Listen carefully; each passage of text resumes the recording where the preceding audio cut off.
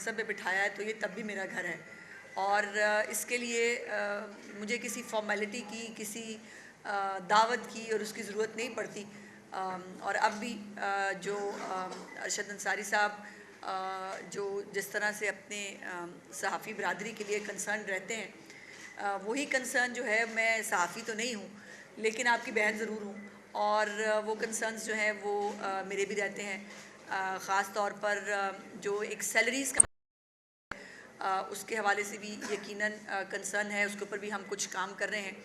और chief minister साहिबा का जो है वो ये हुक्म था कि जैसे पंजाब के अंदर निगहबान रमज़ान पैकेज के तहत 30 अरब रुपए जो है वो 30 लाख फैमिलीज़ को जो है वो दिए गए हैं। उसके साथ साथ जो मॉडल रमज़ान बाज़ार हैं, सहूलत बाज़ार हैं, वो लगाए गए हैं। तो ये नहीं हो सकता था कि मेरे होते हुए, अरशद अंसारी साहब के होते हुए चीफ़ मिनिस्टर साहिबा आपको भूल जाती। सो उन्होंने कुछ जो है वो तोहफ़े आपके लिए भिजवाए हैं, जो मैं देने के लिए आपके पास यहाँ आई हूँ। लेकिन आज का दिन बड़ा इम्पॉर्टेंट है पाकिस्तान की पॉलिटिकल और अगर मैं कहूँ कि सिक्योरिटी के मामलात में, तो गलत नहीं होगा क्योंकि इस वक्त पार्लियामेंट के अंदर कौमी सलामती कमेटी का इजलास हो रहा है जिसके अंदर तमाम पॉलिटिकल पार्टीज़ जो हैं, जो जिनको पाकिस्तान से, पाकिस्तान के अवाम की तहफ़्फ़ुज़ से, पाकिस्तान की सिक्योरिटी से जिनको जो है वो जो जिससे ताल्लुक़ रखते हैं, वो तमाम लोग वहाँ मौजूद हैं। और एक तहरीक बाइकआउट है जिसका काम ही पूरी पाकिस्तान की जितनी उनकी पॉलिटिकल वो हिस्ट्री है, उनका काम है बाइकआउट करना। अच्छा, पहले उन्होंने अपने जब वो दौरे हुकूमत अपोजिशन में तो बाइकआउट करते ही करते थे, जब वो दौरे हुकूमत में थे ना, अपने जब वज़ीर आज़म थे, तब भी आपको याद होगा कि कोविड आया, इतनी बड़ी पाकिस्तान पे आफत आई, हज़ारों लाखों लोग जो है वो उस पर मुतासर हुए। मेरे ख़ुद के वालिद साहब जो है वो कोविड से जो है वो इस दुनिया से गए थे। सो वो कितने तकलीफ़ दे दिन थे ये हम सब समझ सकते हैं। और उस वक़्त भी उस सेंसिटिव मौके के ऊपर भी वज़ीर आज़म होते हुए भी वो शख्स पाकिस्तान के लिए, पाकिस्तान की आवाम के लिए सबके साथ नहीं बैठा था।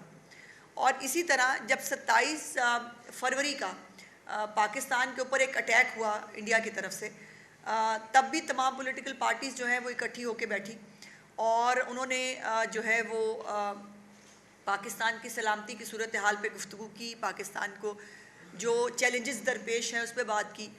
मौसूफ़ तब भी नहीं बैठे और तब भी जो है वो उनकी अकड़, उनका तकब्बुर, उनकी नाक, वो शायद पाकिस्तान से अपने आप को ऊपर समझते हैं। और अब तो मुझे ये कहने में आर नहीं है, मैंने तो कल भी जब मीडिया से बात की थी तो मैंने कल भी कहा था और मेरी प्रेडिक्शन बिल्कुल दुरुस्त साबित हुई। थोड़ी शाम को कुछ देर के लिए ख़बर आई थी, नहीं नहीं जी वो बिल्कुल हम बैठ रहे हैं, हम नाम भी दे दिए थे उन्होंने, लेकिन मैंने कल भी कहा था ये नहीं बैठेंगे, ये नहीं बैठ सकते, बिकॉज़ इनका एजेंडा पाकिस्तान का, पाकिस्तान की आवाम का जानो माल का तहफ़्फ़ुज़, पाकिस्तान की सिक्योरिटी को जो दरपेश मसाइल हैं, पाकिस्तान के ख़िलाफ़ जो साजिशें हो रही हैं, उन तमाम को जो है वो देखना नहीं है। इनका एजेंडा पाकिस्तान में इंस्टेबिलिटी है, इनका एजेंडा पाकिस्तान में पोलराइजेशन है, इनका एजेंडा पाकिस्तान के अंदर जो ऐसी फोर्सेस जो पाकिस्तान के मफाद के ख़िलाफ़ काम कर रही हैं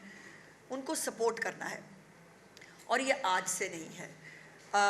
मुझे अगर आपको मुझे याद कराना पड़े तो इमरान खान साहब जब अपोजिशन में थे तब भी वो कहते होते थे कि तालिबान हमारे भाई हैं, हमें उनको दफ्तर बना के देने चाहिए। इन्होंने उनको फंड्स भी दिलवाए KPK की गवर्नमेंट से और उनको जो है वो जब दौरे हुकूमत में थे तो उनको पैटर्नाइज़ करते रहे।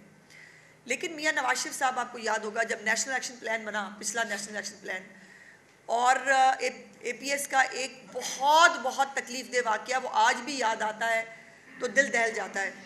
उस वाक़े के बाद अल्लाह जाने इसको वो अकल कैसे आई, और वो अकल का भी एक बैकग्राउंड ये है कि क्योंकि बंदे पीछे चारे रह गए थे सामने बैठने वाले, धरना जो है वो तकरीबन दम तोड़ चुका था और धरने को वाइंड अप करने के लिए इनको सेफ़ एग्ज़िट चाहिए था। तो इनको जो है वो उस बैठना पड़ा उस कमेटी के अंदर, और एक नेशनल एक्शन प्लान बना। उसके बाद ऑपरेशन ज़रब अज़्ब हो, रद्दुल फसाद हो, ऑपरेशंस के ज़रिए जो दहशतगर्द पाकिस्तान में ऑपरेट कर रहे थे, जो उनके नुमाइंदे थे, जो स्लीपिंग सेल्स थे, सबको यहाँ पर तबाह कर दिया गया, उनको ख़त्म कर दिया गया। और पाकिस्तान में कुछ साल अल्लाह का करम है कि बहुत अमन रहा, बहुत सुकून रहा। अपने दौरे हुकूमत में तो जैसे मैंने आपसे कहा कि उनको बसाया भी ला के उनके बारे में बात करने की भी इजाज़त नहीं थी, और हर तरह से पैटर्नाइज करके, इवन यहाँ ये कि जो लोग पकड़े गए थे, जिन लोगों को सज़ाएं हुई थी, उनको सदारती माफ़ी दिलाकर उनको दोबारा पाकिस्तान में लाकर बसाया गया। और उसका फिर उन्होंने आपने उसका फ्रूट भी देखा। जो ज़मान पाक के बाहर आपको वही दहशतगर्द जो सदारती माफ़ी पे छूटे थे, वो इमरान ख़ान की सिक्योरिटी करते हुए और इमरान ख़ान की पार्टी के बेचारे मासूम बच्चों को पेट्रोल बम जो है वो बनाना और चलाना सिखाते हुए पूरी मीडिया की आंख के ज़रिए पूरी दुनिया ने देखा। और इनको तालिबान ख़ान जो है वो हमेशा कहा जाता रहा, जो गलत नहीं था। लेकिन सवाल ये है कि आज जब पाकिस्तान के अंदर दोबारा दहशतगर्दी सर उठा रही है, बल्कि बुरी तरह सर उठा चुकी है, उस वक़्त ये कैंपेन्स पहले करना कि पाकिस्तान की जो फ़ौज है उसको क्रिटिसाइज़ किया जाए, उसको डीमोरलाइज़ करने की कोशिश की जाए। लेकिन ये इनकी गलत फहमी है। जो हमारे जवान पुलिस के हों या जो रेंजर्स हो, पाक फ़ौज के जवान हों, ये तमाम शहादत के जज्बे के साथ यूनिफॉर्म पहनते हैं। सो इनको ये डीमोरलाइज़ करना सोशल मीडिया पे जो है बदतमीज़ी के साथ, किसी लग़्व कैंपेन के साथ, ये मुमकिन नहीं है। लेकिन जो बाहर बैठे इमरान ख़ान की पार्टी के जो भगौड़े हैं, और जिस तरह से वहाँ पर बाकायदा कुछ फर्म्स ऐसी हायर की हुई हैं जो पाकिस्तान से यहाँ चंदे के पैसे लेके जाते हैं, और वो चंदा जो है वो हासिल जो है वो खैराती कामों के लिए किया जाता है। लेकिन दूसरी तरफ जो है वो लॉबियस्ट फर्म्स हों या वो इंटरनेशनल जो इदारे हैं, उनके साथ ये लाखों डॉलर जो है ये कैसे अदा होते हैं, ये कौन अदा करता है, ये भी एक बहुत बड़ा सवाल है। और फिर यह है कि ये भी अब तो मैं सोचने पे मजबूर हूँ कि इतना बड़ा इवेंट आज पाकिस्तान में हो रहा है कि तमाम पॉलिटिकल पार्टी सर जोड़कर अपने मुल्क के इस्तेहकाम के लिए, अपनी आवाम के जानो माल के तहफ़्फ़ुज़ के लिए, इस मुल्क की जोग्राफ़ियाई और जो तमाम बाउंड्रीज़ हैं उसको सिक्योर करने के लिए सर जोड़ के बैठी है। और एक तरीके बाइकॉट है। जो इसके साथ नहीं बैठी, इसका मतलब क्या है? इसके दो मतलब हो सकते हैं। एक तो ये मतलब है कि इनको वाकई इमरान ख़ान और उसकी सियासत पाकिस्तान से ऊपर लगती है। ये पाकिस्तान को जो है वो शायद कोई ऐसी चीज़ समझते हैं जिस पे कॉम्प्रोमाइज़ हो सकता है, और इमरान ख़ान जो है वो पाकिस्तान से कोई बहुत ऊपर की चीज़ है। एक ये वजह हो सकती है। दूसरी वजह ये हो सकती है कि इनको पाकिस्तान से, पाकिस्तान की आवाम के जानो माल से कोई लेना देना नहीं है।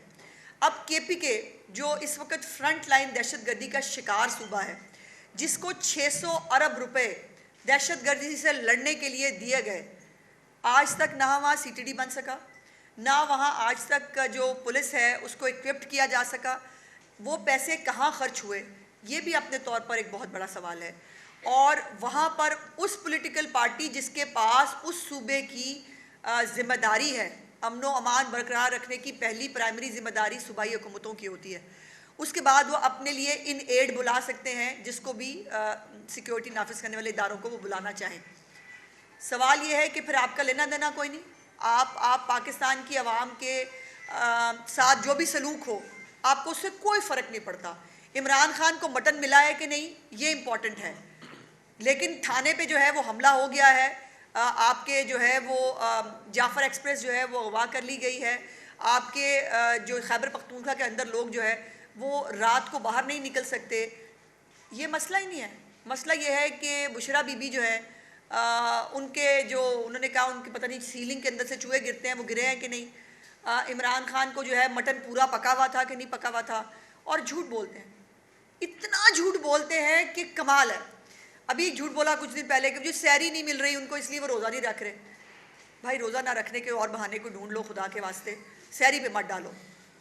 और लेकिन यह है कि जिनकी आंख नहीं खुलती, जो रोज़ा नहीं रखना चाहते, वो उनकी मर्ज़ी है, उस पर मतलब मैं क्या ही कह सकती हूँ। लेकिन आप पाकिस्तान की अवाम चले कुछ फ़ीसद सही जो आपके साथ हैं, ख़ास तौर पे खैबर पख्तूनख्वा के लोग जिन्होंने आपको बकौल वैसे आपकी पार्टी के लोग कहते हैं फॉर्म 47 का मैंडेट आपको वहाँ भी मिला है, लेकिन उनकी भी आपको जानो माल के तहफ़्फ़ुज़ की कोई फ़िक्र नहीं है। आपका कोई लेना देना नहीं है कि पाकिस्तान के अंदर BLA जैसी दहशतगर्द जमातें, ग्रुप्स, और वो ग्रुप्स जो उस दिन भी जाफ़र एक्सप्रेस वाले दिन भी अफ़गानिस्तान में बैठकर अपने हैंडलर से गुफ्तगू करते हुए पकड़े गए हैं।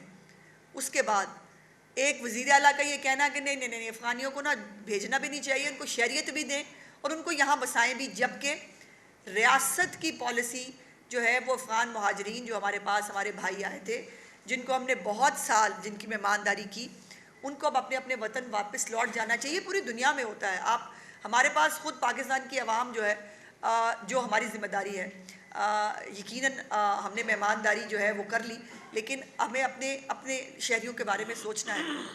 सवाल ये है कि जब पाकिस्तान के ख़िलाफ़ बाहर से साजिशें हो रही हैं, ये इतना इत्तफ़ाक़ क्यों है कि आप हमेशा ये तहरीक फ़साद या तहरीक बायकॉट, तहरीक इंतशार, जो मर्ज़ी कह लें, ये हमेशा पाकिस्तान के ख़िलाफ़ खड़ी हुई नज़र आपको क्यों आती है। IMF को ख़त लिखना हो ताकि पाकिस्तान डिफ़ॉल्ट कर जाए, तहरीक इंसाफ आपको नज़र आएगी। पाकिस्तान जो है वो BLA जैसी दहशतगर्द जमातों को सपोर्ट करना हो, आपको तहरीक फ़साद नज़र आएगी। तालिबान को, उनके एक्सट्रीमिस्ट ग्रुप्स को पैटर्नाइज़ करना हो, आपको तहरीक फ़साद नज़र आएगी। पाकिस्तान के ख़िलाफ़ लॉबियस्ट फर्म्स को हायर करके पाकिस्तान के इदारों को मलाइन करना हो, आपको तहरीक फ़साद नज़र आएगी। पाकिस्तान के अंदर रह के, पाकिस्तान के अंदर लॉन्ग मार्चेस करके, पाकिस्तान के अंदर जो इकनॉमिक स्टेबिलिटी आ रही है, जो पाकिस्तान के अंदर कोई बड़ा इवेंट होने जाता है, आप जो है वो लश्कर कशी करने के साथ जो है वो आप वफाक पे या किसी दूसरे सूबे पे आप यलगार करते हैं, तहरीक इंसाफ नज़र आती है। ये इत्तफाक नहीं है। जो मैं कह रही हूँ ना कि इनका एजेंडा है पाकिस्तान के अंदर ये सब करना, और ये एजेंडा मुझे शौक़ नहीं है गद्दारी कार्ड बांटने का, फलाने करने का, लेकिन मेरे दिमाग में सवालात आ रहे हैं कि आखिर पाकिस्तान को नुकसान पहुँचाने वालों के साथ खड़े होने का एजेंडा किसी पाकिस्तानी का तो नहीं हो सकता, तो फिर ये किसका एजेंडा है जिसको ये कर रहे हैं। और आज जो उन्होंने बात की, जो पहले उन्होंने कहा कि जी हम आएंगे, उसके बाद उन्होंने कहा कि नहीं ना, ऐसा करें कि हमें इमरान खान से पहले मिला दें, फिर हम जाएंगे जो है वो सलामती कमेटी में। सवाल ये है कि जब मैंने ये पढ़ा तो मेरे सवाल आया दिमाग में कि क्या इनको ये पता है कि इमरान खान ने कोई पाकिस्तान के ख़िलाफ़ लाइन लेनी है जो ये पूछने जा रहे हैं। मैं तो समझती हूँ कि अगर वो अडयाला का कैदी जो है वो पाकिस्तानी है, वो मुहिब्बुल वतन है, तो उसको हर पाकिस्तानी की तरह इस वक्त अपनी जो है वो सिक्योरिटी इदारों के साथ, अपनी पार्लियामेंट के साथ, सबके साथ यक ज़बान होकर खड़े होना चाहिए। ये इमरान खान से कोई दूसरी लाइन लेना चाहते हैं, या इनको लगता है कि इमरान खान हमें दूसरी लाइन देगा हमेशा की तरह, कि पाकिस्तान के अंदर जो है वो कोई नेशनल एक्शन प्लान बनने ना पाए, दहशतगर्दों के स्लीपिंग सेल जो है वो यहाँ से ख़त्म ना हो पाए, पाकिस्तान के ख़िलाफ़ जो साजिशें हमारे इर्द गिर्द से हो रही हैं, जो हमारे दुश्मन ममालिक कर रहे हैं, उसके अंदर आपने उनका साथ देना है। क्या ये लाइन लेना चाहते थे? सिंपल सी बात है कि आप पाकिस्तानी हैं, पाकिस्तान को इस वक्त जो चैलेंजेस पेश हैं उस पर एक नए एक्शन प्लान की और एक नए इक़दामात की ज़रूरत है। उसके ऊपर सबको इकट्ठे होना है। इसके ऊपर सिर्फ वही इकट्ठा नहीं हो सकता जो पाकिस्तान का भला नहीं चाहता। तो ये बहाने बनाना, कभी ये कहना कि जो है वो उसको परोल पे रिहाई दे दें, वो लेके यहाँ आ जाए। ओ भाई, जब वो वज़ीर आज़म था वो तो तब नहीं बैठा, वो तो तब नहीं बैठता था। अब वो उसको अडयाला से आप ले भी आए और आपका ख्याल ये है कि वो यहाँ पे आके जो है वो पाकिस्तान के भले की बात करेगा, उसको अपनी नाक से आगे नज़र ही नहीं आता, वो पाकिस्तान के बारे में सोचना नहीं चाहता। क्योंकि जिस शख्स ने पाकिस्तान को श्रीलंका बनाने के वादे किए थे उससे पाकिस्तान की बेहतरी एक्सपेक्ट करते हैं आप, जो पाकिस्तान के ऊपर हर वक्त अपनी पार्टी को प्रेशराइज करता है, इनके ऊपर जलगार करके रखो, और जो बात नहीं मानता उसके साथ जो जेल में होता है वो भी एक अलहदा कहानी है। कभी आपको वो भी बताएंगे कि उनको किन किन खताबात से नवाजा जाता है वहाँ पे जो लीडरान जाते हैं, बेचारे लीडरान बन के जाते हैं अपनी तरफ से। तो लेकिन सवाल ये है कि जो बाकी लोग हैं इस पार्टी के अंदर, उन सबको हाईजैक किया हुआ है ओवरसीज़ के उस सोशल मीडिया ब्रिगेड ने, जिसको पाकिस्तान के ख़िलाफ़ गालियां देकर, पाकिस्तान के ख़िलाफ़ साजिशों में शामिल होकर डॉलर मिलते हैं, और वो डॉलर भी कमा रहा है। पाकिस्तान के अंदर जो पोलराइजेशन का एजेंडा है, पाकिस्तान के ख़िलाफ़ जो साजिशें हैं, उसको पैटर्नाइज करके भी उनको फ़ायदा हो रहा है। उनकी तो मतलब पाँचों घी में है और सर कढ़ाई में है। लेकिन सवाल ये है कि जो यहाँ पाकिस्तानी हैं और जिनके नाम पे आप सियासत करते हैं, जिनसे आप वोट मांगते हैं, उनकी सलामती और सिक्योरिटी की जो है जब बात आती है तो आप बाइकआउट पर चले जाते हैं। वो कोविड के मामले में हो, वो बेशक हमारे पास इंडियन स्ट्राइक्स के ऊपर हो, या ये अब जो हमारे खिलाफ एक दहशतगर्दी की नई जंग खड़ी की गई है, आपको उस पर साथ खड़े नहीं होना। और जो शख्स जिसकी सारी बात ये होती है कि मुझे मटन नहीं मिला, मुझे बेटों से बात नहीं कराई, हालांकि 16 दफ़ा 16 टाइम्स इमरान खान साहब की उनके बेटों से मुलाकात हो चुकी है, बातचीत हो चुकी है फ़ोन के ऊपर। बेटे उनके मिलने नहीं आते, वैसे अगर मिलने आ जाए तो मुलाकात में भी हर्ज नहीं है, उनको मिलाया भी जा सकता है। वो ख़ुद नहीं आते, वैसे दुबई से होकर चले गए थे मैच देख के, अच्छा होता कि वालिद साहब को भी मिलने आ जाते। लेकिन वो सोशल मीडिया ब्रिगेड जो है वो डिक्टेट करती है बाहर से बैठ के। अब सवाल ये है कि, और ये एक दफ़ा की बात नहीं है, कई दफ़ा मुख्तलिफ़ चीज़ें आपके सामने आई हैं, मुख्तलिफ़ ऑडियोज़ भी आई हैं, मुख्तलिफ़ चैट्स भी सामने आई हैं, जिसके अंदर जो वहाँ बैठे हुए लोग हैं, जिनके इंडियन लॉबीज़ के साथ बहुत सारे ताल्लुकात हैं, इंडियन लॉबीज़ के साथ बहुत सारे कनेक्शंस हैं, वो बैठकर गाइड करते हैं कि आपने क्या करना है। और आज अगर कौमी सलामती कमेटी में पीटीआई नहीं बैठी है तो सबसे ज़्यादा खुशी किसको हुई होगी? इंडिया को। सबसे ज़्यादा खुशी हुई होगी बीएलए को, तालिबान को। वो खुश होंगे कि वेरी गुड, हमारे हमायती अभी हैं पाकिस्तान के अंदर, और पाकिस्तान के अंदर यक ज़बान होकर ये जो है हमारे ख़िलाफ़ कोई कुछ नहीं कर सकते। तो मैं बिल्कुल ये कैटेगोरिकली कहना चाहती हूँ कि तहरीक फ़साद, तहरीक बाइकॉट बैठे या ना बैठे, ये पहले ही अपने आप को इररेलेवेंट कर चुके हैं पाकिस्तान की पॉलिटिक्स से, अपनी हरकतों की वजह से। अब ये बैठे ना बैठे कोई फ़र्क नहीं पड़ता। पाकिस्तान की जुग़राफ़ियाई सरहदों का, पाकिस्तान की अवाम का, पाकिस्तान की सिक्योरिटी इदारे तहफ़्फ़ुज़ करना जानते हैं। पार्लियामेंट की सपोर्ट उसके साथ शामिल है।